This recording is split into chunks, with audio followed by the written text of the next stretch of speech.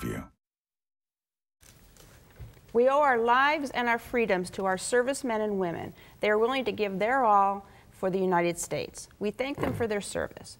Shouldn't our country be willing to help these veterans to the maximum extent? The Veterans Administration does little to explain the available benefits to veterans.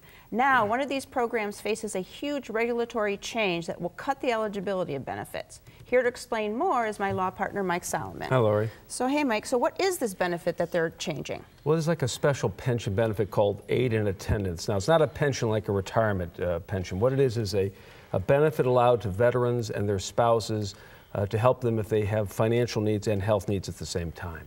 So, for example, to qualify for this, the veteran has to have been 90 days in the service, 1 day during a time of war, can't be dishonorably discharged, and if they're 65 or older and they need help with daily activities like feeding themselves or toileting or moving themselves around, those sort of things, they can qualify for this program. Okay, and I understand that there are income and asset limits. Let's talk about the assets. How much are they allowed to keep? Right, well, that's a good point. You can keep your home, the land surrounding it, a car, cemetery plots, prepaid funerals, things like that.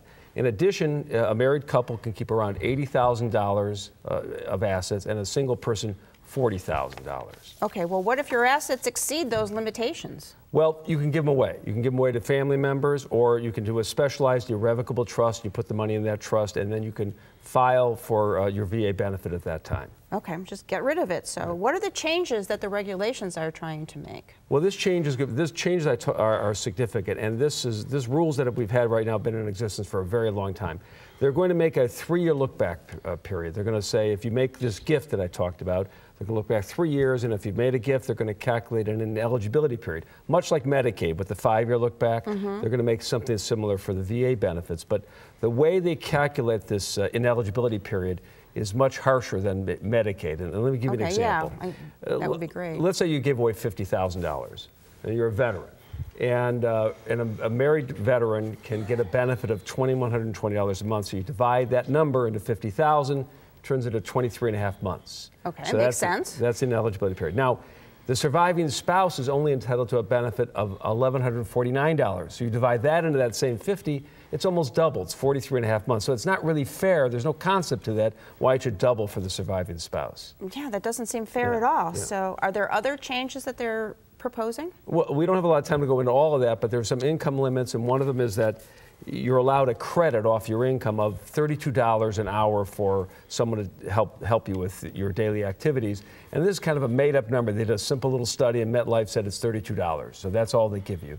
They've also made a big change they're proposing, is they're going to limit the amount of real estate you can keep. It used to be your home and any of the surrounding real estate. Now they're going to say it's your home and 2 acres. So if you own a house with a lot of acreage, or you're a farmer, this is going to impact your ability to qualify for the VA benefits. And then there are all sorts of other issues in these regulations that aren't entirely clear in a lot of new rules. So what planning do we have to do in case these come into being? Well, these rules may kick in January of 2016, or maybe a couple months later. We're not sure yet.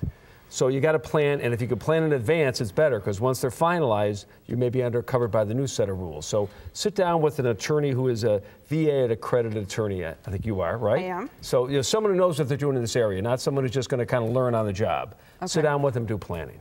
All right. These new rules are a major disservice to our proud servicemen and women to whom we owe our freedom. You need to plan now to obtain benefits. For more information, contact Mike at the number coming up next, or check out our website at www.ssnplaw.com for more detailed information. Call Solomon, Steiner, and Peck at 1-888-236-5173 for more information, or to schedule a speaker for your organization. Or log on to www.ssnplaw.com.